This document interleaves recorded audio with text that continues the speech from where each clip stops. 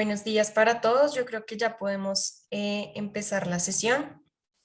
Les recordamos que tenemos interpretación en inglés disponible. Vamos a dar inicio. Entonces, pues, primero que nada, bienvenidos a la sesión número 7, donde profesionales de Colombia compartirán sus investigaciones en derechos y salud sexual y reproductiva y empoderamiento de la mujer. Muchas gracias a todos por acompañarnos hoy como parte de la 10ª conferencia vinculando la investigación, la política y la práctica de ShareNet. Mi nombre es Laura Cala, yo soy analista de monitoreo y evaluación de ShareNet Colombia y me acompaña Carolina Peña, quien es la coordinadora de ShareNet Colombia y estará atenta al chat y pues cualquier inquietud que puedan tener. Bueno, pues antes de iniciar nos gustaría hacer una pequeña introducción. En ShareNet nuestra misión es fortalecer los enlaces entre la investigación, la política y la práctica mediante la generación, traducción y promoción y uso del conocimiento para el desarrollo de mejores políticas y prácticas en el campo de la salud y los derechos sexuales y reproductivos. Una de las actividades de ShareNet Países Bajos es que ha contribuido a este objetivo por los últimos 9 años, es la conferencia vinculando la investigación, la política y la práctica, que reúne a formuladores de política, profesionales, investigadores, en el foco que es el trabajo de los jóvenes profesionales en el área de los derechos y la salud sexual y reproductiva. Pues gracias a la respuesta positiva que hemos tenido de esta conferencia y también con el propósito de celebrar el 10º aniversario, se ha decidido abrir esta versión a internacional. Entonces se van a enlazar investigadores de diferentes sesiones de ShareNet International y además miembros de nuestras concentraciones nacionales en Bangladesh, Burkina Faso, Burundi, Colombia, Etiopía, Jordania y Países Bajos. Esperamos que hayan tenido la oportunidad de asistir a otras sesiones previamente y que además pues se animen a participar de nuestra sesión de networking que va a tener lugar justo después de esta sesión. Nuestro programa de hoy se enfoca en los hallazgos e investigaciones de 4 investigadoras colombianas, cuyos trabajos fueron seleccionados por nuestro Comité de Selección Nacional, conformado por Julie Fajardo, Pilar Cardona y Karen García, quienes les agradecemos mucho por su tiempo y por su dedicación revisando los resúmenes recibidos. Después de cada presentación de las investigadoras, nuestra comentarista experta invitada, Mónica Godoy, tendrá un espacio para dar retroalimentación a los trabajos. Mónica es consultora en prevención de la explotación y abuso sexual, PEAS, en el United Nations Population Fund. Además, tiene experiencia como docente e investigadora social y experiencia en métodos de investigación participativa. Está interesada en procesos de educación formal y no formal en derechos humanos, en particular de niñas y mujeres jóvenes. Igualmente, ha tenido la oportunidad de trabajar en temas como el desplazamiento forzado, exilio, migración internacional y víctimas de tratas de personas y sobrevivientes de violencia familiar. Bueno, al final de la sesión vamos a tener un espacio de preguntas. Les agradecemos a todos los que tengan alguna inquietud o pregunta, escribirla en el chat y Carolina Peña las estará recolectando para transmitírselas a nuestras presentadoras. Entonces, pues para empezar con las presentaciones, me gustaría presentar a la primera estudiante, Linda Orcácita, con su proyecto Análisis del modelo de los servicios de salud amigables para adolescentes y jóvenes para la promoción y garantía de los derechos sexuales y derechos reproductivos en la ciudad de Cali, de la Pontificia Universidad Javeriana de Cali. Entonces, Linda, te doy la palabra para que inicies tu presentación.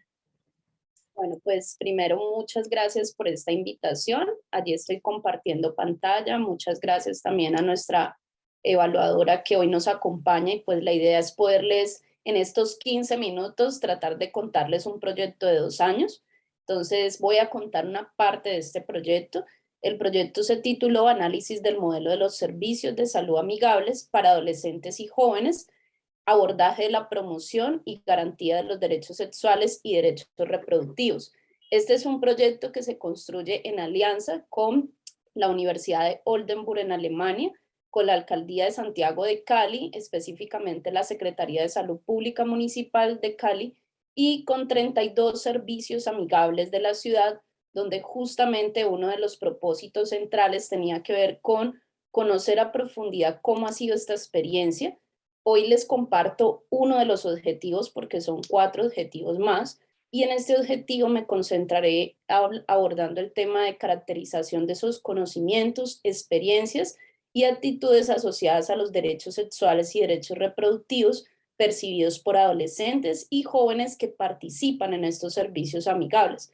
Los servicios amigables hacen parte de una estrategia del Ministerio de Salud y Protección Social en Colombia que justamente busca transformar la manera en cómo le llegan los servicios a los adolescentes y jóvenes. Nacen en el año 2007 y se articula con las políticas públicas, tanto desde el marco normativo internacional como nacional, y dentro de este modelo conceptual se incluye todo el análisis de los determinantes sociales de la salud sexual, salud reproductiva, la perspectiva desde un enfoque de género, de derechos interseccional, curso de vida y diferencial, y la investigación que hoy les estoy compartiendo tuvo un abordaje metodológico mixto que cerró con un proyecto de estrategia de apropiación social del conocimiento. En esta investigación participaron 242 adolescentes, fueron elegidos a partir de su experiencia y trayectoria en los servicios de salud amigable en el componente cuantitativo, y en el componente cualitativo se incluyeron la vinculación de 20 adolescentes y jóvenes que tenían, digamos, una trayectoria más amplia, siendo jóvenes multiplicadores, es decir, son jóvenes que se forman en el servicio amigable, que es esta estrategia que implementa también la Secretaría de Salud, y que ellos luego van y multiplican a otros adolescentes y jóvenes de instituciones educativas. La adolescencia específicamente ubicamos varias franjas de edad, pero digamos que la media estuvo ubicada en 16 años, es decir, la mayoría de la población que participó se encontraba en este rango. En términos étnicos encontramos población mestiza, negra, afrodescendiente, afrocolombiano e indígena, y eso es importante porque nos habla de la diversidad de adolescentes y jóvenes que asisten a los servicios. También abordamos cuál era la orientación sexual. Entre ellos encontramos adolescentes que se identifican como heterosexuales en un 76%, algunos como homosexuales y otros se identifican como bisexuales.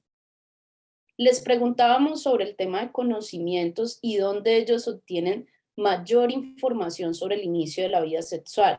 Y encontrábamos específicamente que, digamos, el mayor porcentaje se ubicaba en la familia.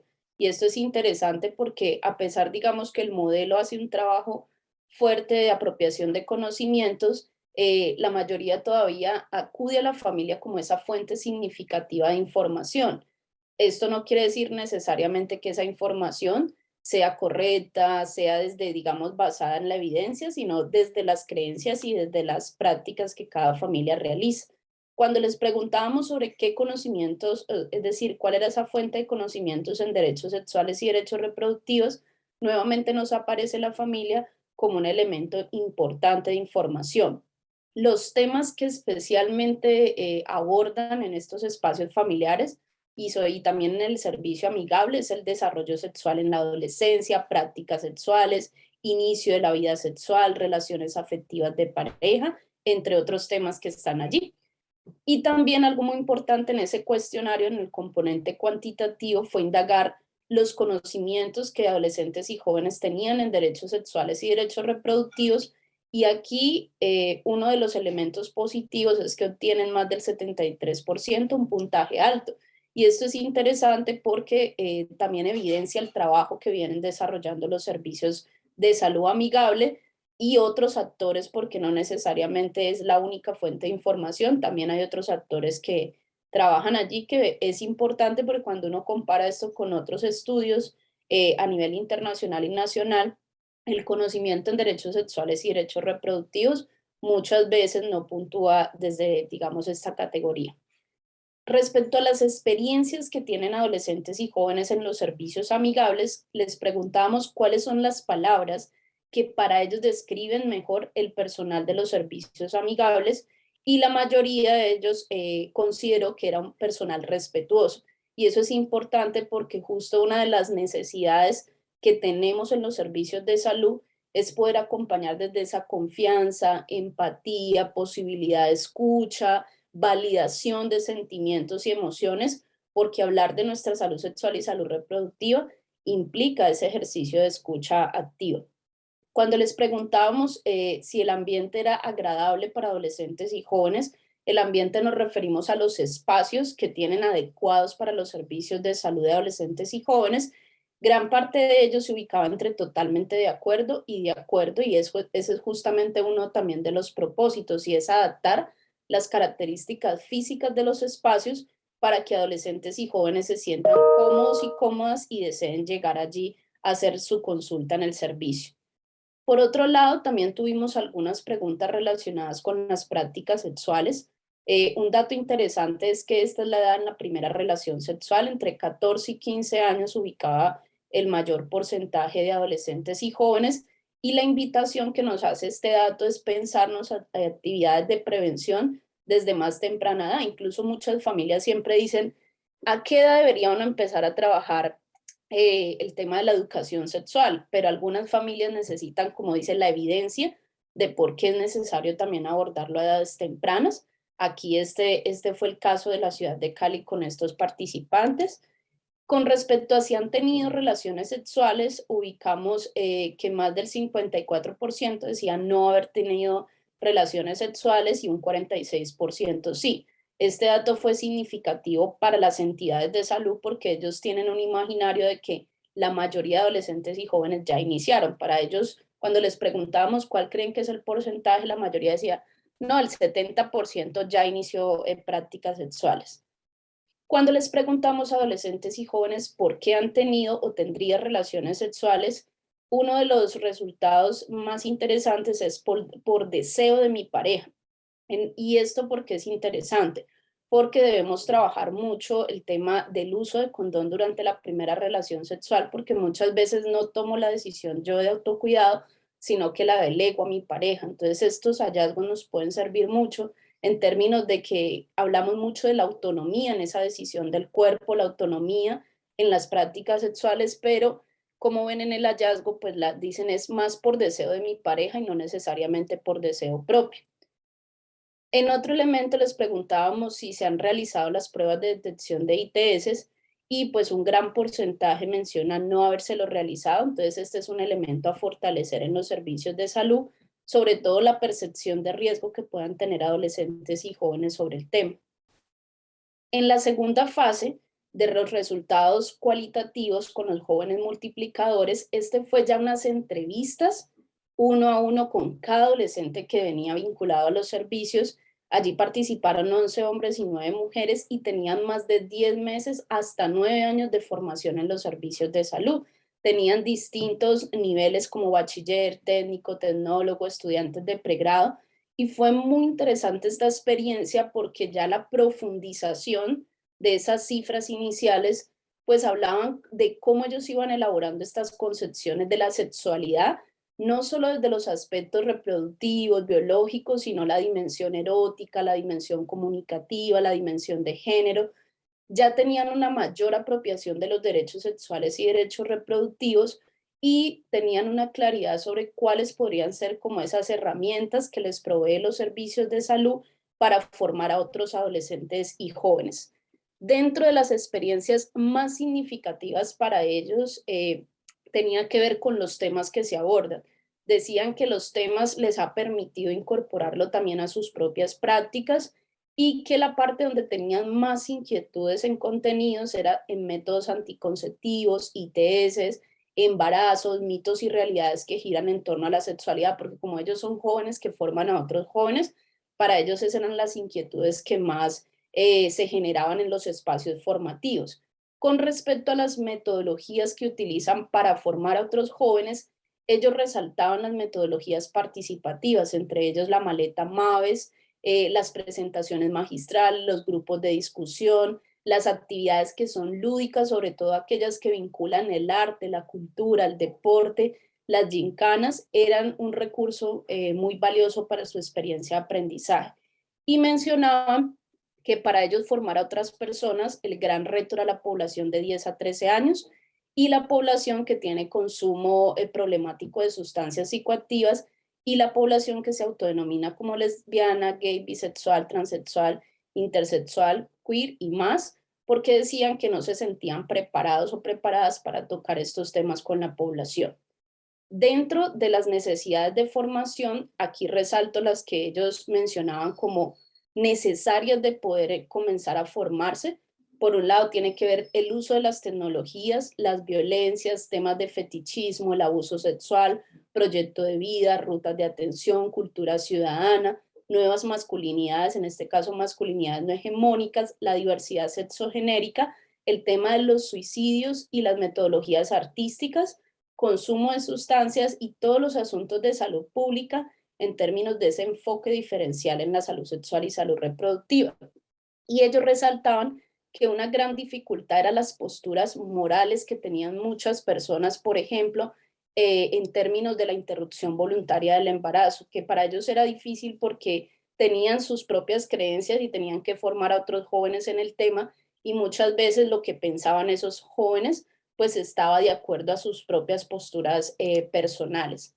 Dentro de las recomendaciones que este proyecto genera es, uno, fortalecer el trabajo con familias, es decir, no solo las entidades de salud trabajando de manera aislada, sino trabajar mancomunadamente con otros actores, mejorar los procesos de atención, porque dicen que a veces existen barreras para acceder a ciertos servicios, seguir fortaleciendo el trabajo extramural, reconocer las motivaciones que llevan a que los jóvenes que multiplican en estos procesos de formación, pues se aliente ese trabajo, porque ellos decían, muchas veces se nos acaba nuestro contrato que tenemos con el servicio de salud y pues no podemos seguir y nos apasiona este tema. Y generar nuevas herramientas de trabajo. Desde allí, para cerrar en estos 3 minutos que me quedan, algo que se derivó de esta propuesta también fue un juego. Este juego se denomina Conversés, que es el juego Conversemos sobre sexualidad. Creo que esto es lo más significativo de la experiencia de investigación y es poder generar algo para la comunidad. Y nosotros creamos un juego que tiene como misión el fortalecimiento de los derechos sexuales y derechos reproductivos. Este juego fue co-creado con otros jóvenes investigadores que participamos en una convocatoria del Ministerio de Ciencia, Tecnología e Innovación. Este fue el día que socializamos los informes con la comunidad y de una vez entregamos el juego. El juego fue construido con jóvenes para jóvenes y todo lo que ustedes ven en la parte gráfica de esta diapositiva en términos de colegio, barrio, hogar, zona Wi-Fi, hospital, hizo parte de las necesidades que tenían los jóvenes multiplicadores para poder profundizar en el tema. Entonces, todos los contenidos son cartas que representan casos o situaciones que ellos pueden enfrentar y cómo potenciarían el tema de habilidades para la vida. Entonces, allí muestro este juego, pero también tenemos otro juego que trabaja el fortalecimiento de la comunicación sobre sexualidad en familia. Y este objetivo del juego es promover esos procesos de comunicación entre adolescentes y jóvenes para transformar conocimientos, actitudes y toma de decisiones frente a la sexualidad y los derechos sexuales y derechos reproductivos. Siempre pensamos por qué un juego y cómo, por qué es una estrategia, y es justamente porque permite ese aprendizaje significativo en la toma de decisiones. Allí trabajamos conocimientos, actitudes, porque muchas veces ellos dicen, yo me puedo aprender el concepto y qué significa, pero otra cosa es aplicarlo y las barreras que me puedo encontrar cuando enfrento una situación. Entonces, por eso el juego tiene varios casos que tienen que ver con medios de comunicación, que lo llamamos zona Wi-Fi, colegio, hospital, hogar y barrio, y cada uno de estos elementos trae situaciones a las que uno se puede enfrentar en estos espacios. Y para cerrar, pues este impacto para nosotros ha permitido el desarrollar habilidades y competencias para salud sexual y salud reproductiva, el refuerzo en la toma de decisiones, la posibilidad, digamos, de prevención de prácticas de riesgo y promover el desarrollo cognitivo, pensamiento crítico, resolución de problemas, donde ellos directamente pues pueden trabajar en estos casos. Muchísimas gracias. Ya por efectos de tiempo no alcanzo a presentarles uno de los casos que tiene el juego porque son 150 casos, pero pues muchísimas gracias. Allí les dejamos nuestros contactos y redes sociales si desean conocer más esta experiencia y pues muchísimas gracias por venir a escuchar esta investigación. Muchas gracias, Linda, por tu presentación. Damos entonces ahora un pequeño espacio para que nuestra comentarista experta Mónica nos cuente un retroalimentación o comentarios que tenga sobre tu presentación. Te doy la palabra, Mónica. Muchas gracias por la invitación. ¿Me escuchan bien? Sí, Muchas yo te gracias a, escucho bien. muchas gracias a Linda por la presentación de su investigación. Yo quisiera resaltar que me parece muy valioso el ejercicio de investigar la recepción de la política pública, ¿sí? Es decir, entender a las personas que son objeto de esa política pública como activas dentro de la construcción de la misma, y la importancia de ver cómo están recibiendo y evaluando esa política pública es fundamental. Entonces, felicitar a Linda por el enfoque de la investigación. También me parece que una fortaleza es precisamente la metodología mixta, que le permite un acercamiento, digamos que amplio a través de la encuesta, pero también profundizar en algunas de esas percepciones a través del enfoque cualitativo. Creo que bueno, tengo algunas preguntas con respecto al enfoque cuantitativo frente al muestreo por conveniencia.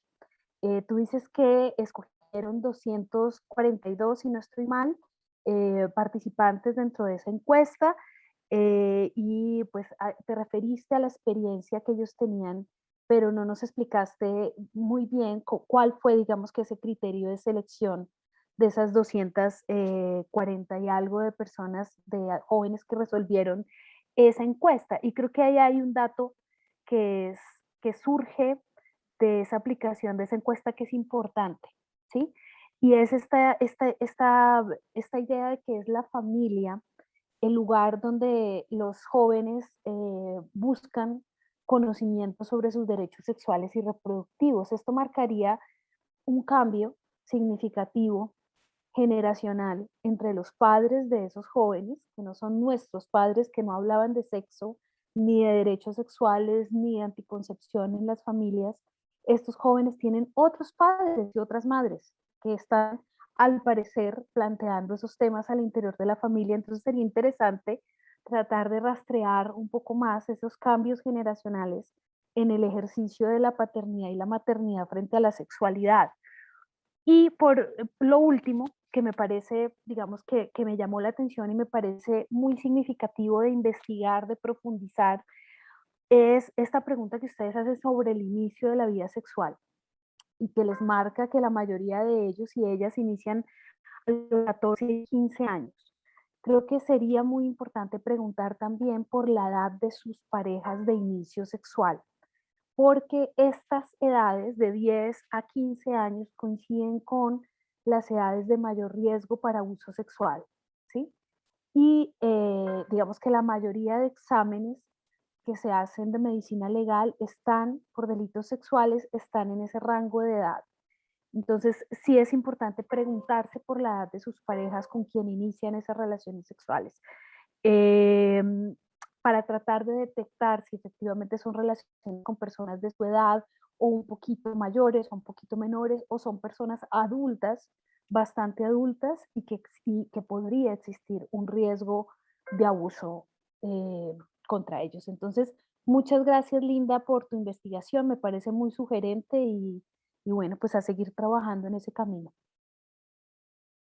Bueno, pues muchas gracias por los comentarios. Para responder a esas tres, digamos, reflexiones y preguntas, el tiempo de vinculación era un criterio, sobre todo para nosotros era importante que tuviera mínimo 3 meses por el proceso de formación que ellos llevan. Ellos reciben un proceso de 80 horas de formación, lo reciben durante todo el inicio de la vinculación.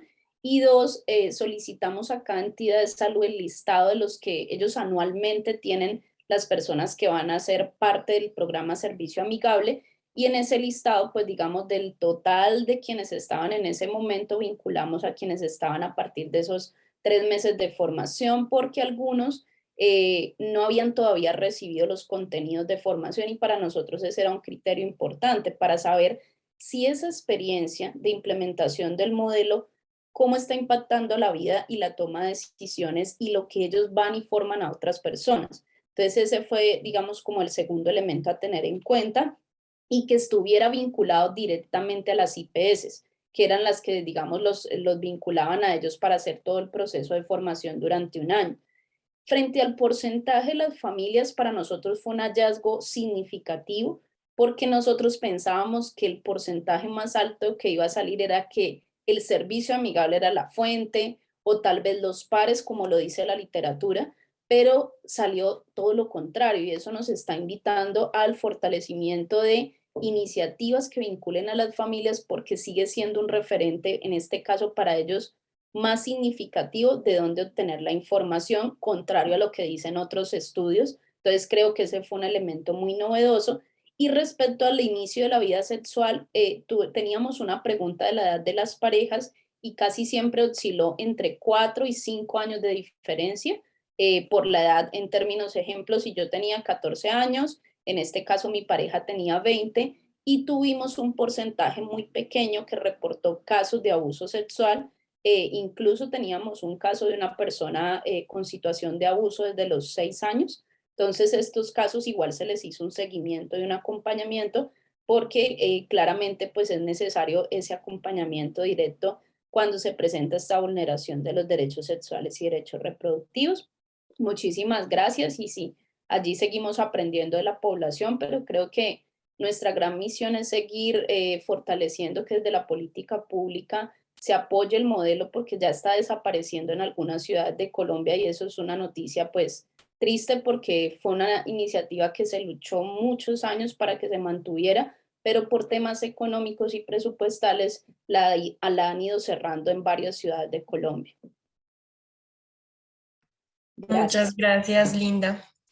Nos estaban preguntando en el chat, si quieres, pues por temas de tiempo nos puedes contestar en el chat, dónde se puede acceder a este juego que a muchos les llamó la atención. Y de nuevo, pues muchas gracias por tu presentación. Entonces, continuando con nuestro programa, nuestra segunda presentación es de Ana Margarita Fernández. Su proyecto se titula Sin fecha de caducidad, relaciones sexoafectivas y modos de socialización de lesbianas adultas mayores de Bogotá. Ella es de la Facultad Latinoamericana de Ciencias Sociales, Flaxo. Entonces, para esta presentación tenemos un video pregrabado que voy a transmitir en este momento.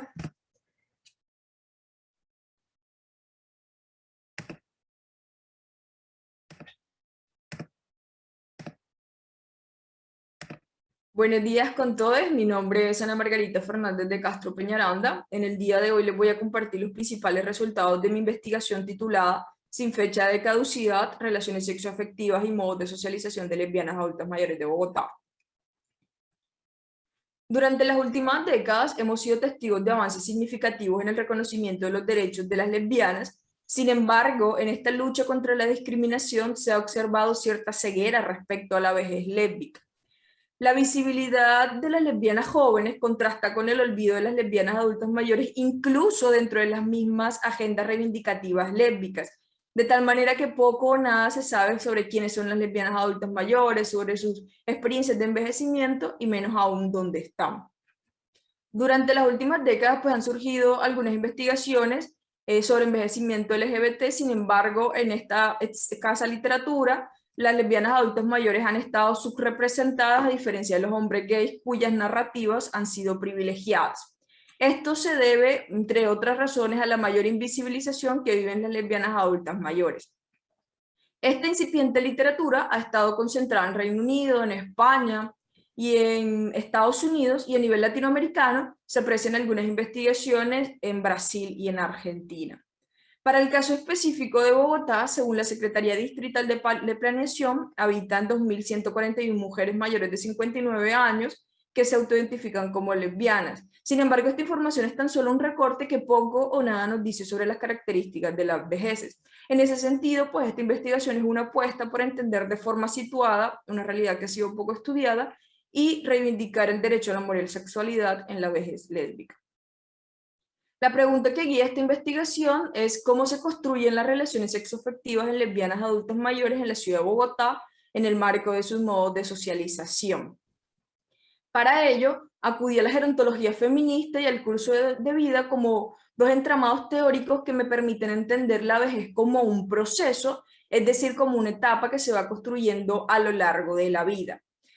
Estas perspectivas teóricas me invitan a indagar sobre las trayectorias de vida de las personas en todas las investigaciones sobre vejeces. Esto porque dichas trayectorias están atravesadas por dimensiones como género, como raza, como clase, como sexualidad y por opresiones y relaciones de poder que van dando lugar a tipos de vejeces diferenciales. Según la gerontología feminista, a lo largo del curso de la vida, las mujeres acumulan mayores desventajas que redundan en su inferior posición social en la vejez. Y uno de los ámbitos en donde se reflejan mayormente estas desventajas acumulativas es el ámbito sexoafectivo. A nivel metodológico, llevé a cabo 8 historias de vida en las cuales indagué, entre otras temáticas, sobre su trayectoria sexoafectiva, sobre su devenir lesbiana, sobre su modo de socialización, entre otros temas, y si bien estas historias de vida fueron como el centro de esta investigación, también llevé a cabo observación participante como una técnica cualitativa complementaria. Debo señalar que por la novedad de este tipo de estudios a nivel latinoamericano me tuve que enfrentar a algunos desafíos teóricos y metodológicos. Uno de ellos tiene que ver con la falta de datos sobre lesbianas adultas mayores. Un segundo desafío se relaciona con el hecho de que no son un grupo de fácil acceso. Y un tercer desafío tiene que ver con el hecho de que abordar la sexualidad y el lesbianismo, sobre todo con esta generación de mujeres, resulta un tema bastante complejo. Ya entrando en los hallazgos, quiero señalar que evidencio que la experiencia del estigma continúa moldeando la socialización de estas mujeres y su vinculación sexoafectiva, limitando sus opciones relacionales en esta etapa de sus vidas. Además, sus discontinuas trayectorias laborales y el distanciamiento que tienen con sus familias ha acentuado su vulnerabilidad, repercutiendo en la importancia que éstas les atribuyen a sus relaciones de pareja. En ese sentido, un común denominador de las historias de vida es que la vejez lésbica transcurre en soledad, que también esta situación pues también incide en la importancia que ellas le atribuyen a sus relaciones sexoafectivas, las cuales más allá de permitirles continuar gestionando su sexualidad y sus afectos, les proveen cuidados, compañía y les ayudan a obtener los recursos económicos diarios. Considero que volcar la mirada sobre las relaciones sexoafectivas en la vejez lésbica es importante en tanto que estas constituyen como la principal fuente de apoyo en esta etapa de sus vidas. Un tercer hallazgo se relaciona con la triple dimensión de desigualdad, con el ser mujer, ser lesbiana y ser adulta mayor. Sin embargo, pues en esta ocasión quiero resaltar que como mujeres ellas comparten pues algunos aspectos con el conjunto de las adultas mayores, por ejemplo, la desvalorización que recae sobre su sexualidad. Sin embargo, pues hay aspectos particulares con el hecho de ser lesbianas que configuran sus vejeces. Uno de ellos tiene que ver con el temor a hacerse visible, y es que estas mujeres han vivido prácticamente toda su vida de manera discreta. Esto ha contribuido a su mayor invisibilidad, a la imposibilidad que tienen para manifestar afecto público a sus parejas. Incluso pues también ha contribuido a que sea difícil ubicarse entre ellas. Por ejemplo, aquí está el testimonio de Leonor de 70 años, quien señala: yo tan vieja ya que yo no creo que pueda volver a enamorarme. Además, no creo que haya personas iguales a mí, de mi misma edad. Un segundo elemento tiene que ver con la falta de reconocimiento y de legitimidad de las relaciones sexoafectivas lésbicas ante una enfermedad, ante la muerte, ante una discapacidad permanente, en tanto que en pleno siglo XXI las relaciones entre mujeres siguen siendo consideradas como no familia. Y aquí se ubica el testimonio de Cristina, de 63 años, quien señala que su familia no me dejó despedirme de ella en la clínica ni estar en su funeral. Y un tercer elemento tiene que ver con la mayor censura y señalamientos que reciben en el ejercicio de sus sexualidades. Y algunas han señalado que han recibido descalificativos como pervertida, en tanto en este sentido, pues, para ella ser lesbiana es un agravante. Y aquí se ubica el fragmento de historia de vida de Cristina, quien señala que ser lesbiana es un agravante. Cuando una lesbiana de 60 y más años quiere vivir su sexualidad y está en busca de una pareja, el tema es súper complicado. La presión que la sociedad ejerce es terrible. Las personas como que no ven una posibilidad pues hay una relación lésbica, lo trata a uno como si fuera la pervertida que está dañando a las chicas con las que se mete. En ese sentido, Patricia, de 69 años, señala que es una vida pesada, Ani. Quizá tú ahorita por lo que estás muy joven, pero esta es una vida pesada. Ante la sociedad en Colombia y en Bogotá no han aceptado de frente, la misma sociedad rechaza. Por eso, uno siendo así, en la vejez está muy solo. Volviendo a la pregunta planteada al inicio, entonces, ¿cómo construyen las relaciones sexoafectivas las lesbianas adultas mayores de Bogotá? Yo evidencio que no necesariamente es por tener 60, 65, 70 años que estas mujeres gestionan su vida sexoafectiva de una u otra manera, sino que esto depende de un amplio conjunto de aspectos relacionados, por ejemplo, con la percepción que ellas tienen de sí mismas, con sus expectativas de vida, con su salud física y mental, con la disponibilidad de recursos económicos y sociales, con las trayectorias de vida, pero además dependen de una serie de factores externos, por ejemplo, los prejuicios, la censura hacia su sexualidad y los pocos espacios de lesbosocialización. Ya para concluir, quiero señalar que vivir ocultas a simple vista ha supuesto la invisibilización histórica de la vejez lésbica y una consecuencia directa ha sido la mención de sus problemáticas, tanto en las agendas de las colectivas lésbicas como en las políticas públicas enfocadas en la vejez y las políticas públicas LGBT. Creo que es importante volver sobre las experiencias de vida de estas mujeres para entender que los mecanismos para superar las desigualdades deben ser distintos y deben responder a las necesidades específicas de cada grupo. Además, la invisibilización ha acarreado un alto costo en la vida de estas mujeres, los cuales se han puesto en mayor evidencia al llegar a la vejez. Y es que estas mujeres llegan a esta etapa de sus vidas con menores recursos de cuidados y de compañía.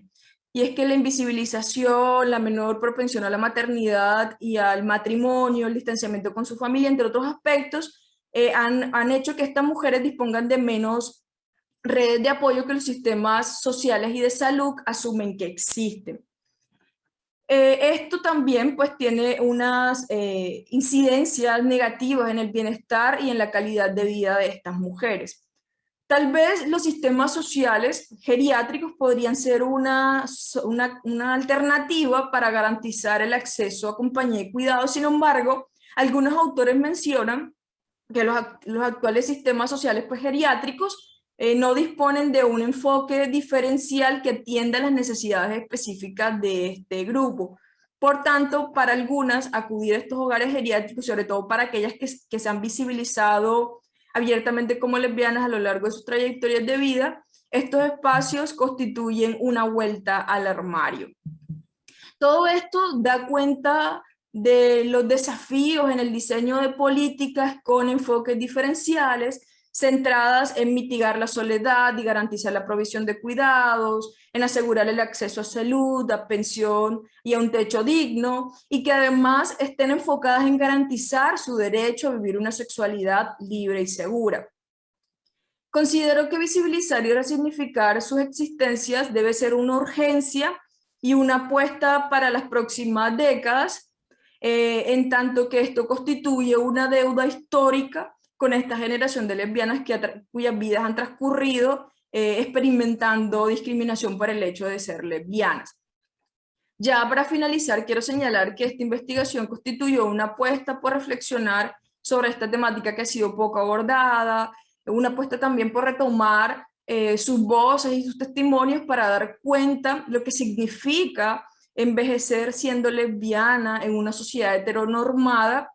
Creo que es importante que nos sigamos planteando nuevas preguntas en torno a este tema y que los desafíos que ha implicado empezar a visibilizar las experiencias de vida de esta generación de mujeres contribuyan a seguir problematizando el acceso a derechos de más lesbianas en envejecimiento y vejez. No quiero cerrar antes sin mencionar que esta investigación pues, es un homenaje a las lesbianas de ayer, de hoy, de siempre, aquellas que han abierto un camino para que podamos empezar a amar y a vivir libremente. Muchísimas gracias.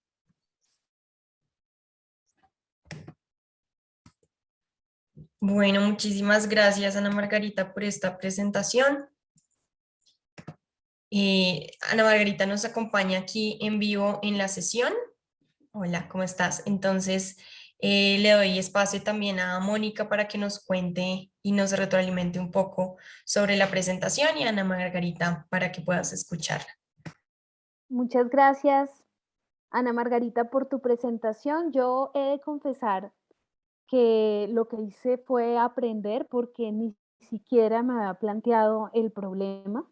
Entonces, toma mis comentarios más bien como una absoluta aprendiz, ¿sí? En el tema que nos estás planteando tan interesante.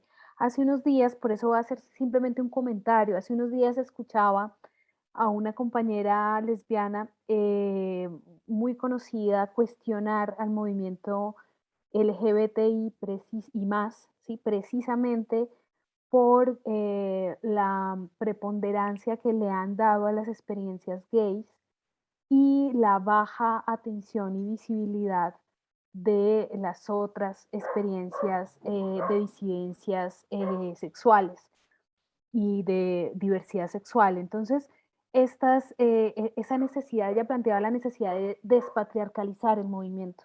Y creo que parte de ese ejercicio de despatriarcalizarlo es precisamente saber qué está pasando y dónde están esas personas que han sido, como tú bien nos explicas, han sido invisibles y marginadas a la luz de toda la sociedad, ¿no? Entonces, eh, quisiera como resaltar la importancia de la investigación. No sabía que existía gerontología feminista, me parece muy interesante esa apropiación y quería preguntarte sobre si en las historias de vida de las mujeres lesbianas con las que tú trabajaste, hay alguna experiencia de maternidades lésbicas, ¿no? Eh, eh, Pensando en relación con esta soledad a la cual las mujeres mayores se ven enfrentadas, si su construcción de familia de esas mujeres con las que trabajaste han sido sin maternidades o que si hay alguna que haya tenido la experiencia de ser madre y cómo esto cambia o no esa experiencia de vejez en soledad, como tú no la planteas. Y bueno, quisiera señalar la importancia de esto que tú nos dices de los espacios de lesbosocialización, que efectivamente si se ve un movimiento como un movimiento joven, los primeros espacios de socialización para mujeres lesbianas pues son los bares, es la fiesta, pero si ese ya no es un espacio para ti porque ya no eres joven, entonces ¿cuáles quedan? ¿No? Entonces es muy importante pensarse en esos espacios. Entonces te agradezco mucho por el aprendizaje, Ana Margarita. Buenos días con todos. Muchas gracias primero por los comentarios. Yo creo que es importante seguir visibilizando como estas experiencias, porque como tú dices, pues pasan desapercibidas incluso para dentro del mismo movimiento LGBTQ+.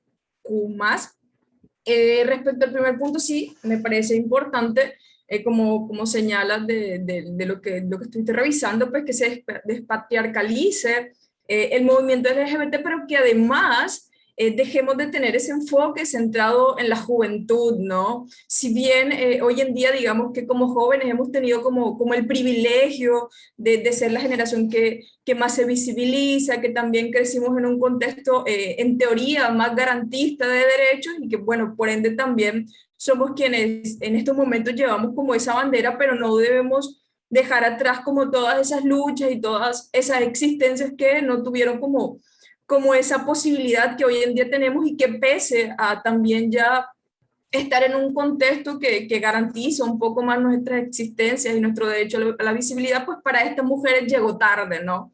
Ellas han vivido prácticamente toda su trayectoria en contextos hostiles, pues que incluso en estos momentos les impiden a ellas hacerse visibles ya como lesbianas. Respecto a la segunda pregunta, pues claramente de estas 8 mujeres, 3 tuvieron hijos. Dos de ellas se visibilizaron, o se asumieron más bien como lesbianas, una después de los 50 años, cuando ella dice que después de haber vivido como toda una vida de conflictos, de sentir que algo estaba pasando en ella, de que se sentía incluso pecadora, se sentía como una enferma por todos esos discursos que ella recibió a lo largo de su vida, y por eso pues se vinculó con un hombre y formó un hogar. Entonces, al cumplir ella su misión materna, ¿no? Ese mandato de maternidad que se le impone a las mujeres, ella decide a sus 50 años dar un paso y empezar a vivir su vida. Entonces asume su lesbianismo y además pues se lo transmite a su familia, y bueno, con todas las consecuencias que eso tuvo para ella, que tuvo que dejar su hogar, que además tuvo que vivir como una violencia patrimonial por parte de su pareja. Otra mujer pues que a los 65 años descubre, porque ella habla más bien de un descubrimiento, no como algo que siempre sintió, sino un descubrimiento respecto a su sexualidad, y decide vivir con una mujer. Y bueno, para ella, como todo esto también ha implicado una situación de violencia, entonces ella habla como que ha recibido malos tratos. Ella sí se quedó viviendo con su hijo y con sus nietos, pero entonces para ella ese juego entre visibilidad e invisibilidad, y el no tener la posibilidad de decir abiertamente ante la sociedad pues que es lesbiana, se relaciona más con el hecho de poder sobrevivir, ¿no? Porque ella, además de ser una mujer, una lesbiana y una adulta mayor, pues es una mujer empobrecida que reside en un barrio vulnerable o marginal en la ciudad de Bogotá. Entonces dice que para ella esta situación pues genera una mayor vulnerabilidad, por lo tanto pues asume como esa situación de violencia y trata como de no visibilizar su existencia, pues porque es una forma de sobrevivir, porque si no, no tendría,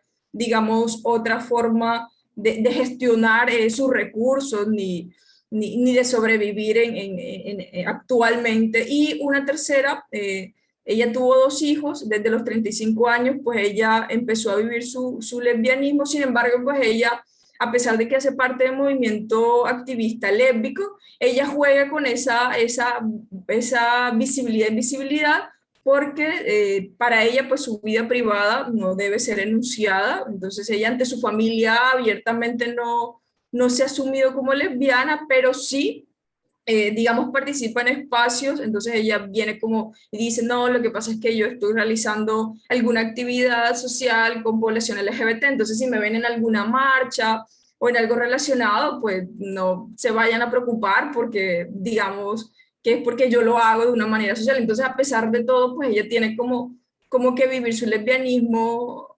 digamos, llevando una doble vida, como ella le habla, pero para ella, porque esa visibilidad pues no es sentida como una necesidad. Eso es lo que tengo para decir. Muchísimas gracias. Vale, muchísimas gracias Ana Margarita y Mónica por sus comentarios. Entonces, pues ateniéndonos al tiempo, continuamos con la tercera presentación, que es de Elizabeth Salazar. Se titula Partería Urbana en Bogotá y Derechos Reproductivos de las Mujeres, aportes del patrimonio cultural inmaterial de los saberes asociados a la partería afro del Pacífico. Elizabeth desde la Universidad Externado de Colombia, y también nos compartió la presentación en video que voy a transmitir en este momento.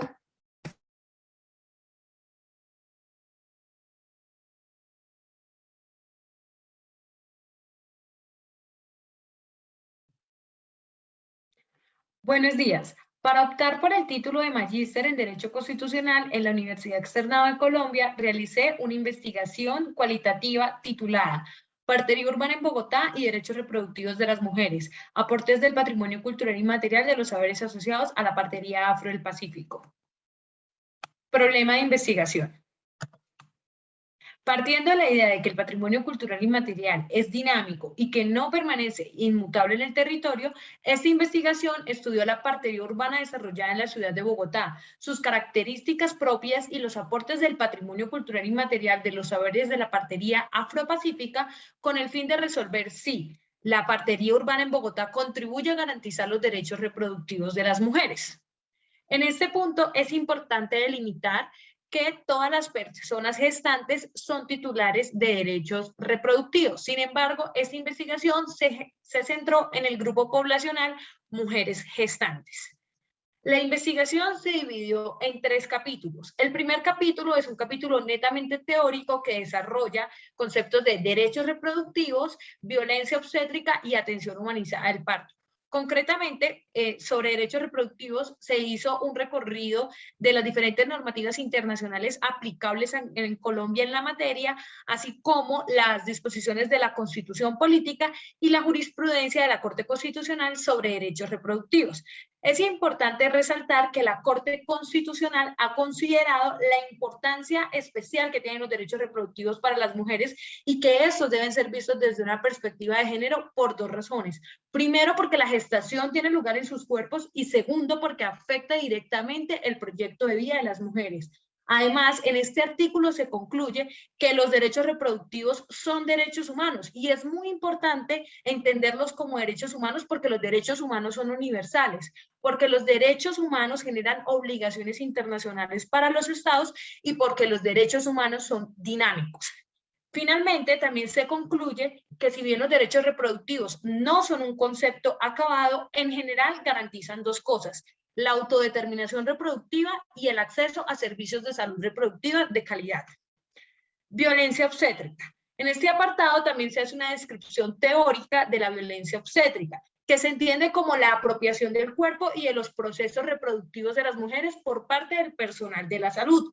En la violencia obstétrica estamos ante una relación jerarquizada en la que el personal de la salud está en la parte inferior y la persona gestante está en la parte inferior. Acá hay un abuso de la medicalización. Normalmente se acelera el ritmo natural del parto y están aplicando medicamentos, por ejemplo, a las personas sin su consentimiento o sin una explicación previa del por qué.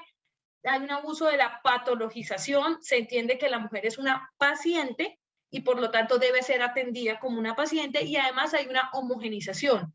Todos los partos son iguales y están estrictamente protocolizados, no se da lugar a la diferencia. Y asimismo, cuando estamos en contextos de violencia obstétrica, las mujeres son invisibilizadas, no son escuchadas y son violentadas de muchas maneras. Para hacer frente a este tipo de violencia de género que es existente y que pese a la protección de los derechos reproductivos sigue presente en nuestra sociedad, se habla del concepto de atención humanizada del parto, que tiene 2 pilares. Las mujeres son las protagonistas de su parto y se interviene solo lo necesario. Bajo esta óptica se respeta la fisiología del parto, se permite a las mujeres adoptar las posiciones de cuerpo que ellas quieran para parir. Si ellas quieren estar acompañadas, pueden hacerlo. Si quieren ingerir alimentos o bebidas para tener energía, pueden hacerlo. Se respeta su conocimiento como la persona quien está viviendo el parto en su cuerpo. Y adicionalmente, se le escucha, se le informan todos los procedimientos que se le van a aplicar y se tiene siempre en cuenta su opinión. El segundo capítulo de esta investigación es sobre el patrimonio cultural inmaterial de los saberes asociados a la partería afropacífica. Acá es importante dejar claro que en Colombia está protegido como patrimonio cultural inmaterial los saberes asociados a la partería afro del Pacífico colombiano. Por esto, están incluidos en la lista representativa del patrimonio cultural inmaterial de la nación. Y la Asociación de Parteras Unidas del Pacífico, conocida como ASOPARUPA, se organizó para construir un plan especial de salvaguardia en el que se consigna y se desarrollan las características de esta manifestación cultural y asimismo se explica la importancia que tiene para su comunidad y por qué debe ser protegida y salvaguardada por el Estado. Este plan especial de salvaguardia es la base del segundo capítulo y de manera general tenemos que estos saberes se caracterizan por un conocimiento y cuidado del cuerpo que es un conocimiento integral. Es decir, desde luego el parto es un momento muy importante, pero las parteras son quienes representan el sistema de salud en su comunidad. Ellas atienden enfermedades generales y también están presentes en todos los momentos de los ciclos sexuales y reproductivos. Es decir, son quienes asesoran en materia de menstruación, también asesoran, por ejemplo, en materia de anticoncepción, también están presentes en posparto, lactancia y también están presentes en menopausia. El conocimiento y el uso de las plantas es la columna vertebral de los saberes de las parteras y los usan en cada uno de los momentos que ellas acompañan. También es característica de estos saberes la espiritualidad y la ancestralidad, representada no solamente por el conocimiento y la creencia en dioses, sino también por el conocimiento sobre la naturaleza y su impacto en el cuerpo. Por ejemplo, entonces, para los saberes de las parteras es muy importante los ciclos de la luna. y también la injerencia de los estados de frío y calor en el cuerpo. También es importante establecer que la partería construye sus conocimientos a partir de la experimentación. Todo se lleva a la práctica. Las parteras reconocen en el Plan Especial de Salvaguardia que para ellas cada parto es diferente y por eso guardan en su memoria recuerdos de todos los niños y niñas que han ayudado a traer a este mundo. Precisamente en esa experimentación es donde ellas están revivando sus conocimientos, están actualizándolos constantemente, y también para la construcción del Plan Especial de Salvaguardia se generaron unas comunidades de aprendizajes que inicialmente se hicieron con las parteras del Pacífico, pero hoy en día, por ejemplo, las parteras están agremiadas en el Movimiento Nacional por la Salud Sexual y Reproductiva, ya que hay parteras afro, hay parteras indígenas, hay parteras urbanas, y están compartiendo sus conocimientos. Las parteras afro están permitiendo, por ejemplo, que parteras urbanas accedan a estos conocimientos culturales tan importantes, y de esta manera se está protegiendo también esta manifestación y se está difundiendo. Y finalmente, las parteras construyen tejido social en su territorio. Como lo mencioné, son quienes llevan el sistema de salud o garantizan el derecho a la salud en su territorio. También son quienes garantizan la equidad de género y los derechos sexuales y reproductivos. El tercer capítulo de esta investigación es sobre la partería urbana en Bogotá. Para esto se realizaron 4 entrevistas semiestructuradas, 2 a parteras urbanas en la ciudad de Bogotá, una a una madre que tuvo parto en casa en la ciudad de Bogotá y otra a una aprendiz de partería mestiza en proceso afro en el Chocó. A partir de estas entrevistas es que presento las siguientes características de la partería urbana. Primero, en la partería urbana siempre hay un acompañamiento gestacional que varía dependiendo de cada partera, pero siempre es muy importante acompañar la gestación, monitorear ese estado de salud de la madre y del feto durante toda la gestación. Asimismo, en eso se dictan, por ejemplo, talleres de respiración, de alimentación, de posturas que se pueden adoptar durante el parto, se enseña canto carnático, técnicas de yoga, sobos, entre otros. Y esto es muy importante porque las parteras no suelen atender, a menos de que sea una emergencia, partos sin una construcción de un vínculo de confianza previo, sin no conocer cuáles son esos deseos de esa madre, de ese padre, de esa familia, cuáles son esos miedos, qué es lo que ellos quieren y no quieren, y también darse a conocer ellas ante esa familia. Esto es muy importante para garantizar un parto exitoso, para que haya una comunicación asertiva y se pueda transmitir la información, generando tranquilidad en todo momento durante el parto. También es importante precisar que la partería no desconoce el sistema de salud. Las parteras urbanas les solicitan a las madres que vayan a los controles que el cubrimiento en el sistema de salud les permita a cada una. Y ellas se apoyan, por ejemplo, en las ecografías y en otros resultados médicos para también, junto con sus conocimientos, decidir si atienden o no un parto en casa, porque para ellas la regla es atender partos de bajos riesgos y en todas las condiciones de salubridad. Además de esto, siempre idean un plan de emergencia. Entonces, por ejemplo, le piden a la mujer que esté afiliada al régimen de seguridad social, en salud, que escojan una clínica donde quieren tener el bebé en caso de que se presente alguna emergencia, tienen todos los números de las ambulancias, en fin, tienen un plan esquematizado para hacer traslados sin poner en riesgo la salud de la madre y del feto. En la partería urbana, las mujeres son las protagonistas de su parto.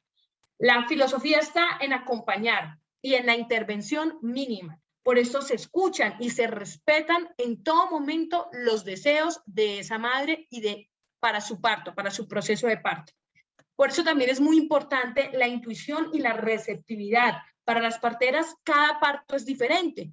Y aquí, por eso, este vínculo de confianza, porque es importante poder transmitir la información, entender cuáles son los deseos de esa mujer, cuáles son sus miedos, qué es lo que está necesitando en el momento, y todo hacerlo de manera tranquila, de manera segura y en un espacio de confianza para generar que el proceso de parto sea exitoso. Las parteras urbanas están actualizando constantemente sus conocimientos en cursos internacionales, cursos nacionales y a través de las comunidades de aprendizaje. Y también es muy importante destacar que las parteras urbanas, como las parteras afro, hacen uso de las plantas, de los cantos, de los sobos, de los conocimientos del estado del frío y calor en el cuerpo. Las parteras urbanas también se convierten para esa familia en una pieza fundamental. Ellas acompañan también la cuarentena, Como las parteras afro también hacen un ritual para el cierre de la cuarentena y siempre mantienen ese vínculo y están presentes en la vida de esa familia, incluso con el paso de los años. Conclusiones. Después de esos 3 capítulos se puede concluir lo siguiente. Primero, pese a la protección internacional y nacional de los derechos reproductivos, las mujeres siguen sufriendo de violencia obstétrica. La partería es una herramienta poderosa para hacer frente a esta violencia. Parir con partera es parir acompañada, escuchada y respetada. Segundo, la partería en Bogotá responde a contextos urbanos, pero su oficio utiliza saberes originarios de la partería afropacífica. Con estos, los partos en ciudad están conectados con la naturaleza, las plantas, el cuerpo femenino, entre otros. Los procesos organizativos y intercambio de saberes han sido fundamentales para consolidar estos aportes. Tercero, los partos en casa no son para todos los embarazos. Esto se pudo concluir a partir de las entrevistas semiestructuradas que les mencioné. ¿Y esto por qué? Y es porque la partería está ligada a un estilo de vida. Las mujeres que colaboraron en esta investigación confían en sistemas de medicina alternativos, conocen sus derechos y quieren vivir o acompañar un parto diferente. Son mujeres que han abierto camino a este oficio, a las que la partería ha encontrado. Cuarta, la partería urbana en Bogotá garantiza derechos reproductivos de las mujeres desde una perspectiva de derechos humanos, porque materializa el parto humanizado, ampara la autonomía reproductiva, permitiéndole a cada mujer decidir sobre su parto y salvaguarda el acceso a servicios de salud reproductivos de calidad, ofreciendo a las gestantes un parto en casa salubre y de bajo riesgo. Quinto, es importante aclarar que la partería en Colombia es alegal. Además de la protección como patrimonio cultural inmaterial de la partería afro, no existe una regulación de la partería. Y esto, por ejemplo, afecta principalmente a las parteras urbanas. Entonces, la partería urbana no es promovida por el sistema de salud o el derecho, porque en el imaginario continúa la concepción de la partería como insalubre e insegura. Se ignora que las parteras urbanas son mujeres, en su mayoría profesionales, con formación y actualización de sus conocimientos para atender partos y que no desconocen el sistema de salud.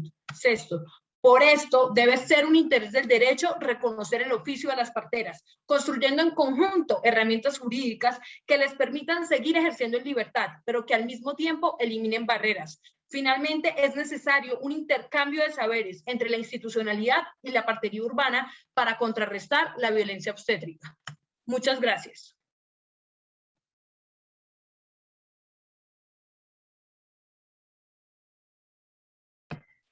Bueno, Elizabeth, muchas gracias por tu presentación. Ahora de nuevo le doy espacio a Mónica Godoy para que nos cuente sus comentarios sobre el proyecto. Muchas gracias, Elizabeth. Quisiera, bueno, desde la perspectiva de la antropología, resaltar este trabajo que tú haces de conectar fenómenos que en apariencia pensaría uno a primera vista que están desconectados. Es decir, una partería ejercida como un saber ancestral, como un saber heredado de generación en generación, que se desarrolla en ámbitos rurales, muy alejado de los centros urbanos y que precisamente por eso sobrevive. Es decir, que sobrevive porque la medicalización o la posibilidad de ir a hospitales o centros médicos es casi nula, ¿sí? Y que además fue perseguida por la medicina alopática durante mucho tiempo y que hubo, digamos que en recientes décadas, un reconocimiento a que ahí hay un saber y que es un saber ancestral y que además hay que protegerlo a través de la patrimonialización y de planes de salvaguardia. Tú conectas, digamos que ese fenómeno, que es un fenómeno de memoria y de conocimiento ancestral, con un fenómeno contemporáneo, urbano, ¿sí? Que presenta, digamos que un tipo de consumo cultural que habla de una conciencia distinta del cuerpo y una necesidad de un servicio que no es reconocido como legal ni que está regularizado por el Estado y que es la partería en Bogotá. Entonces, creo que lo primero que resaltaría tu trabajo es esa conexión de fenómenos que en principio yo pensaría que no estarían conectados y pues que en tu presentación no lo mostraste con claridad las conexiones. Ahora, yo te tengo varias preguntas. La primera es la afectación que puede existir a pesar de la patrimonialización, a pesar de los planes de salvaguardia, a pesar de la protección a estos saberes.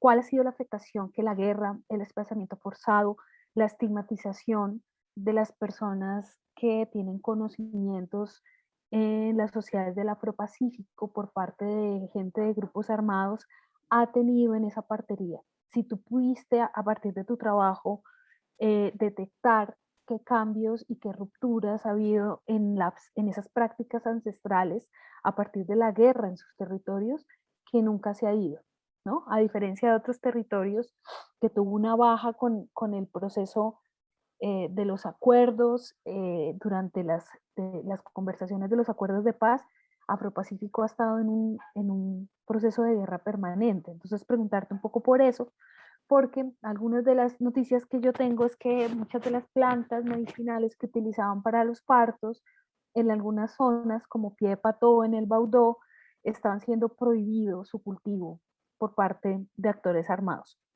Y por otro lado, como si tú no viste en esa apropiación de prácticas ancestrales del Pacífico, cierta apropiación cultural. Es decir, que se recogen las prácticas de un grupo étnico, pero no se ayuda al reconocimiento de quienes eh, producen estos conocimientos. Es decir, se apropian de las prácticas, pero no reivindican a los grupos humanos que elaboran este tipo de saber. Es decir, que si no ves tú algún tipo de blanqueamiento en ese tipo de aproximación, y cómo ves tú el mercado jugando allí. Es decir, se ofrecen muchos servicios, yoga, prácticas de parto en agua. Bueno, ¿cómo funciona el mercado en esa oferta y demanda de servicios de parto humanizado? Muchas gracias por tu presentación. Muchas gracias a ti, Mónica. Bueno, trataré de ser muy sucinta por el uso del tiempo, ya que falta todavía una expositora, pero bueno, frente a lo primero, quería contarte que tanto en el Plan Especial de Salvaguardia como en la entrevista que realicé con Jenny Muñoz, que es una aprendiz de partería mestiza en proceso afro en el Chocó, pude, percibir que las parteras son como un eje de tejido social en el territorio. Es decir, me decían, incluso en épocas de conflicto o cuando estamos en conflicto armado, la partera es una institución, porque es lo único que lleva la salud a ese lugar, por decirlo así. Entonces, la partera es como una especie de corredor humanitario.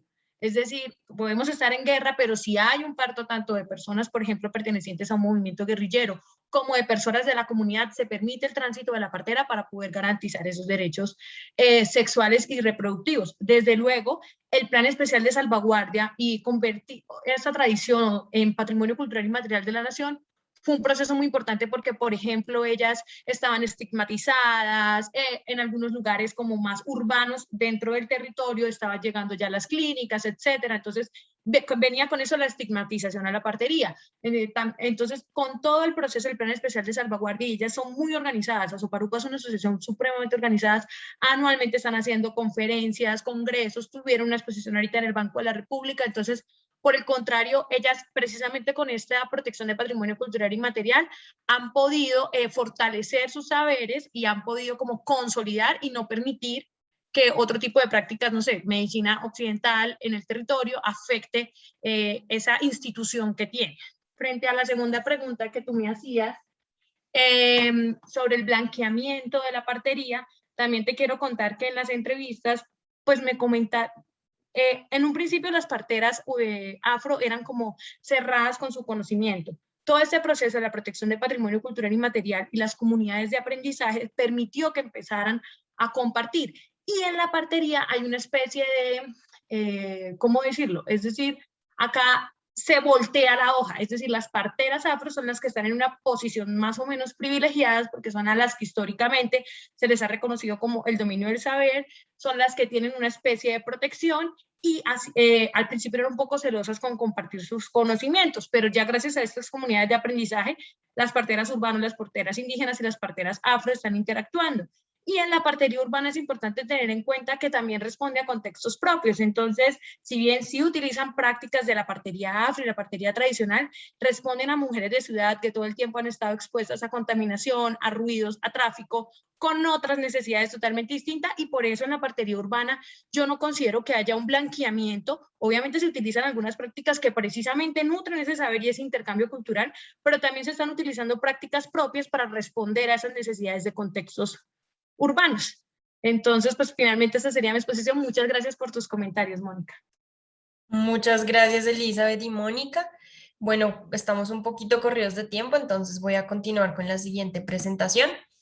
La última presentación es de Paola Moreno, que se titula Empoderamiento y prácticas de cuidado mutuo entre mujeres exguerrilleras de las FARC, EP y de las comunidades a las que se reincorporan. Paola es investigadora de la Universidad Nacional de Colombia. Entonces, ella también nos compartió un video que voy a compartir en este momento con ustedes.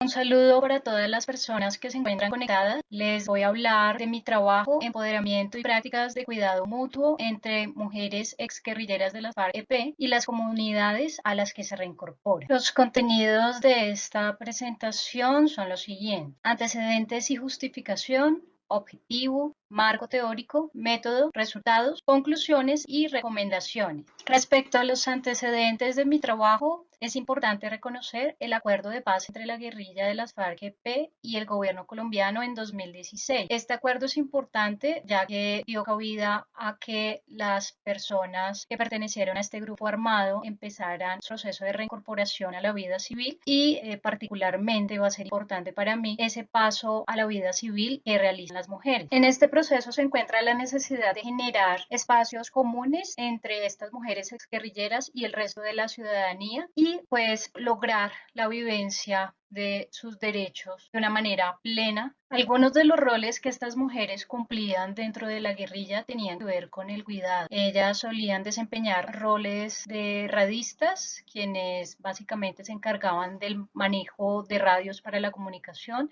eran enfermeras, eran médicas y odontólogas, por lo cual el cuidado ha sido algo muy importante durante sus vidas en la guerrilla, y ahora en el proceso de reincorporación tal vez el cuidado también empieza a jugar un papel fundamental en su vida civil. Entonces, el objetivo de mi trabajo es reconocer las prácticas de cuidado que favorecen el empoderamiento de mujeres excombatientes en su proceso de reincorporación. Este objetivo se vincula con temas más amplios como lo son la construcción de paz, las relaciones de género, también las relaciones con las regiones y los derechos humanos. Teóricamente me inspiro en la categoría de cuidado, la cual ha sido trabajada desde los estudios de género y el feminismo, y refiere a la manera en la cual los cuerpos se afectan mutuamente. En particular me interesa cómo los cuerpos de las mujeres exguerrilleras, al transitar hacia la vida civil, se empoderan y empoderan también a otras mujeres. Esta categoría de cuidado no pregona una manera de ser y estar con el mundo, sino que supone que hay una manera material y cotidiana de relacionarnos. Y allí el cuidado es relevante con miras a contribuir y reparar el mundo en el que vivimos y concebir un mundo mejor y más habitable desde esas prácticas que muchas veces son invisibles, feminizadas, precarizadas y marginalizadas, pero que son muy importantes cuando queremos materializar temas que muchas veces parecen tan inalcanzables para poblaciones que han estado por fuera de la vida civil, como son la vivencia de los derechos y la posibilidad de hacerse un lugar en una sociedad en la que solamente han vivenciado exclusiones y frente a la cual ven la necesidad de generar transformaciones sociales. Esa es la situación de las mujeres en proceso de reincorporación, y por eso me interesé por la categoría de cuidado. Trabajé con una aproximación cualitativa, realicé observación participante y entrevistas, básicamente con una líder de un proyecto productivo, con una mujer que hace parte del componente de las FARC en la unidad de personas dadas por desaparecidas y con una mujer que apoya la estrategia de comunicación del Consejo Nacional de Reincorporación para visibilizar los procesos de reincorporación que se están dando en los territorios. También elaboré un corpus documental de las FARC basada en las publicaciones que hicieron después de los acuerdos de La Habana. Están unas tesis de feminismo que inspiraron la configuración del partido de las FARC y también una cartilla llamada Mujer y Género que fue llevada hacia los territorios para fomentar unas relaciones de género basadas en la equidad debido al posible regreso a roles tradicionales que podría implicar el paso a la vida civil. También existe una página web de mujeres farianas en donde se encuentran fotografías, poemas y relatos. También realicé una revisión de este material para el presente análisis. Los resultados obtenidos a partir de mi trabajo empírico son los siguientes. Primero que todo encontré que el tema del feminismo, la mujer y el género empiezan a ser abordados a partir de los diálogos de paz, aunque previamente, durante la vida en las FARC, ya había empezado a hablarse sobre igualdad entre hombres y mujeres, por ejemplo, respecto a la necesidad de atender a condiciones propias de las mujeres dentro de la guerra, como son el acceso a métodos anticonceptivos y el cumplimiento de roles cada vez más protagónicos dentro de la organización. Pero es durante los diálogos en La Habana que empieza a ser fundamental hablar de la condición de las mujeres dentro de las FARC, ya que los medios de comunicación empiezan a desplegar un interés por las posibles situaciones de vulneración de derechos de estas mujeres dentro de la guerrilla. Así es que ellas ven la importancia de organizarse para relatar cómo eran sus condiciones de vida dentro de la organización. Ellas reivindican todas las posibilidades de educación que tuvieron dentro de la guerrilla y cuestionan esa manera en la cual son retratadas por los medios de comunicación tradicionales como mujeres explotadas. Esto lo hacen mediante la recopilación de relatos en los cuales ellas muestran que tenían unos roles importantes y que no eran abusadas como lo estaban mostrando en los medios tradicionales. Después de este periodo de reivindicación de la imagen de la mujer fariana, está este otro momento en el que pasan a la vida civil.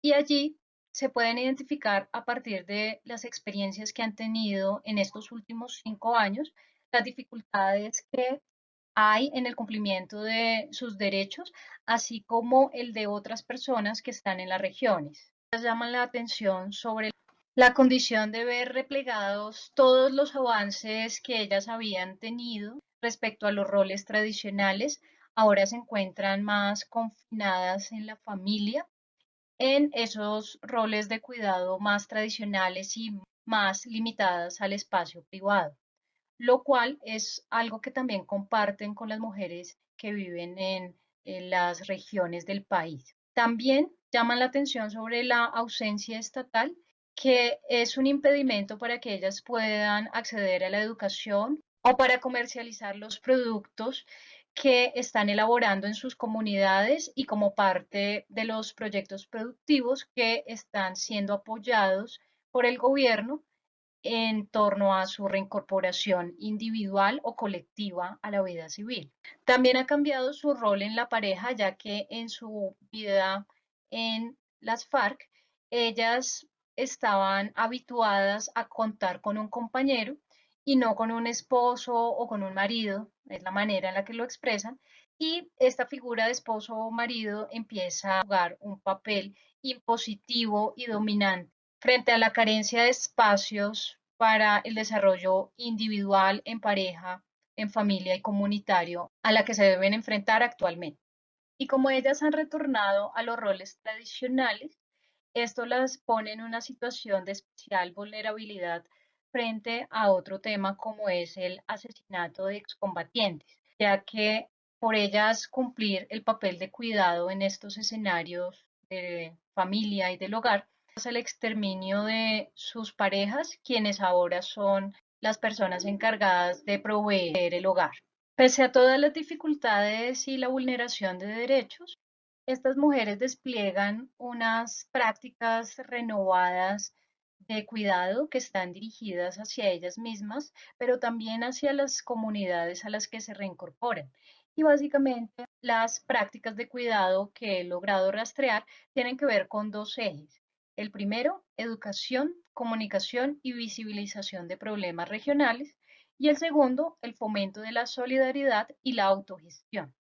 Las mujeres que entrevisté tienen la particularidad de liderar diferentes procesos en los cuales ellas ayudan a movilizar el proceso de reincorporación para excombatientes, pero también se articulan con las regiones y con otros sectores sociales como lo son campesinos, víctimas del conflicto armado y civiles. Estos procesos se han logrado principalmente gracias a talleres comunitarios en los cuales estas mujeres con toda esta trayectoria y el trasfondo de vida que tuvieron durante su vida en la guerrilla, van hacia las comunidades en procesos de reincorporación y evidencian las necesidades que actualmente se están gestando. Muchas de estas necesidades tienen que ver con el confinamiento de las mujeres en sus hogares y la imposibilidad de formarse o de cumplir los roles que antes tenían en la guerrilla, pero que ahora quieren dirigir hacia la comunidad, tales como el cumplir el papel de enfermeras, homologando sus conocimientos, sobre todo porque hay lugares en el país en el que no se cuenta con un centro de salud y ellas podrían contribuir en esta labor. También encontré que hay una búsqueda por lograr una articulación regional,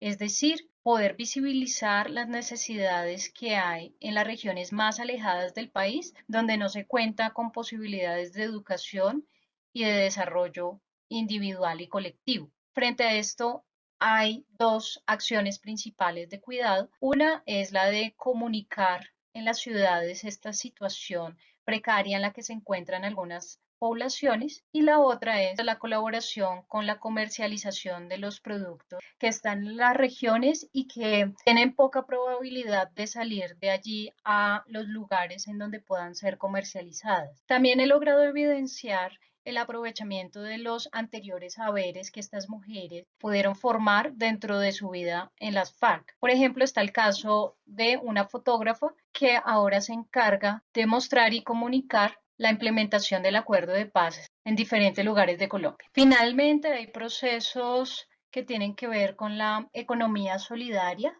y están basados básicamente en generar articulaciones de proyectos liderados por mujeres en la ciudad que pueden conectar con las regiones y con proyectos más pequeños en los cuales todos se favorecen mutuamente y esto ha llevado a la articulación no solamente de colectivos que están en proceso de reincorporación a la vida civil, sino también de campesinos y de víctimas.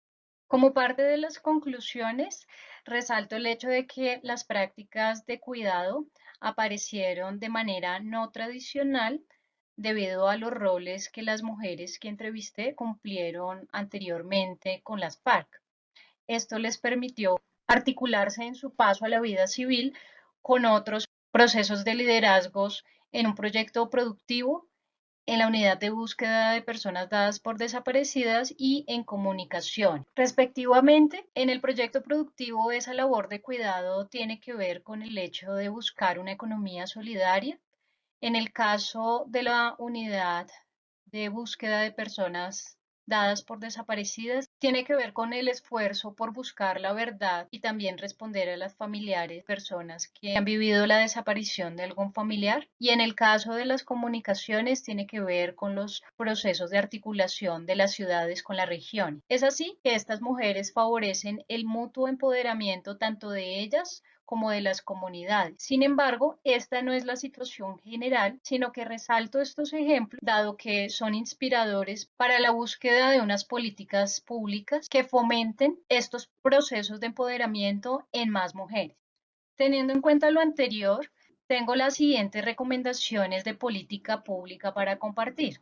Las organicé en términos de las posibilidades de mejora que identifiqué y las recomendaciones puntuales que tengo al respecto. Frente a la posibilidad de mejorar el apoyo mutuo entre hombres y mujeres excombatientes en el hogar, el acceso a la educación y la comercialización de productos, propongo que es necesario fortalecer los proyectos productivos que al integrarse con las regiones contribuyen a la comercialización y a la circulación de proyectos productivos tanto de exguerrilleros como de civiles con participación de mujeres. También es posible mejorar el fomento de unas relaciones de género equitativas en el proceso de reincorporación a la vida civil, tal vez como lo venía trabajando las FARC-EP como organización, pero ahora en un contexto sin armas. Y también está la posibilidad de desarrollar espacios para la participación ciudadana de mujeres que dentro del establecimiento de familias han retomado los roles de género tradicionales.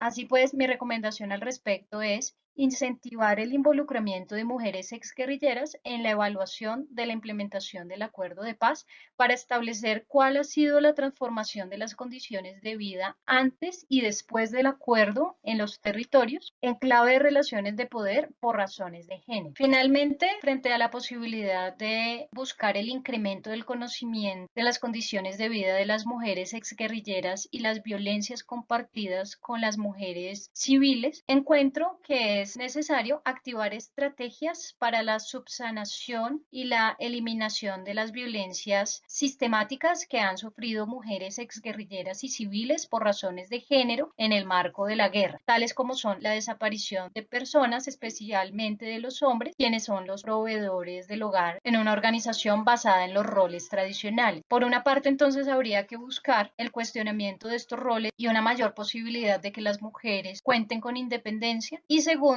unas condiciones de seguridad. Muchas gracias, estaré atenta a sus comentarios. Bueno, muchas gracias a Paola por la presentación. Paola, no te veo. Ya te vi. Si quieres, pues prender la cámara para que Mónica nos comparta los comentarios. Muchas gracias.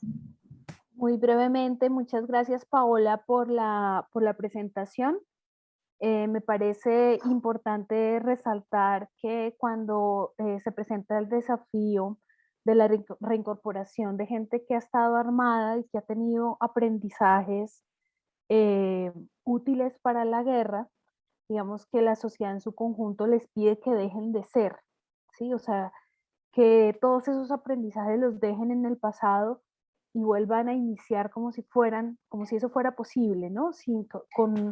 Con la memoria en ceros, ¿sí? Lo que tú estás mostrando es que ahí las mujeres dentro de la vida armada de las FARC tuvieron unos conocimientos que resultan valiosos ahora, no solamente para ellas en el proceso de reincorporación, sino para las mujeres que las rodean. Entonces esto me parece importante, es decir, no todos los conocimientos que se adquirieron estando o siendo parte de un grupo armado deben ser desechados, sino que hay conocimientos políticos, de organización comunitaria, de construcción de redes sociales, que resultan fundamentales para que ellas puedan volver a hacer una política sin armas. Y esos conocimientos deberían ser, como tú lo haces con tu investigación, más visibles, mejor comprendidos y más apoyados, ¿no? Y otra cosa que quería señalar es que la mesa, durante los diálogos, la mesa de género, precisamente quería evitar esto que tú nos estás contando, que ha sucedido y es el confinamiento de las mujeres al espacio doméstico, ¿no? O sea, buena parte de los diálogos que se hicieron en La Habana con participación de mujeres que han sido insurgentes en otros grupos guerrilleros era precisamente potenciar la participación de las mujeres en el que sería el partido político posterior a la dejación de las armas. Y pues es un poco triste escuchar que para ellas ha sido difícil ese proceso de participación dentro del partido en una figuración más importante y que digamos que se volvió a confinar a las mujeres a un espacio doméstico y a un espacio que se consideraba político, aunque no lo es. tú lo estás mostrando con tu investigación. Así que muchas gracias por tu investigación, Paola. Excelente trabajo. Bueno, muchas gracias, Mónica, por tus comentarios y resaltar también estos hallazgos y la importancia que tienen actualmente. Muchísimas gracias. Vale, muchas gracias. Entonces, pues estas fueron las 4 presentaciones de la sesión. Les agradecemos a todas las personas que participaron hoy en este espacio. Igualmente, les recordamos que en el programa ahorita ya está abierta la sesión de RIMO, que es una sesión de intercambio más directo con los presentadores y participantes y además los expertos. Entonces, en un momento, Carolina les va a poner en el chat el link para que se registren y accedan de una vez a RIMO y podamos, digamos, todas las preguntas que de pronto por el tiempo no pudimos contestar, tener la oportunidad de revisarlas.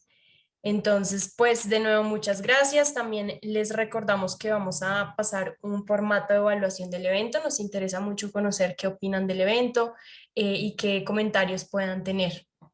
En nombre de ShareNet Colombia, nos gustaría agradecerles a todos, a los presentadores, a nuestra comentarista Mónica, muchísimas gracias, y por supuesto a nuestra intérprete María Claudia, muchísimas gracias también. Los invitamos a que conozcan un poco más sobre ShareNet Colombia y pues las actividades que vamos haciendo, igual ShareNet International.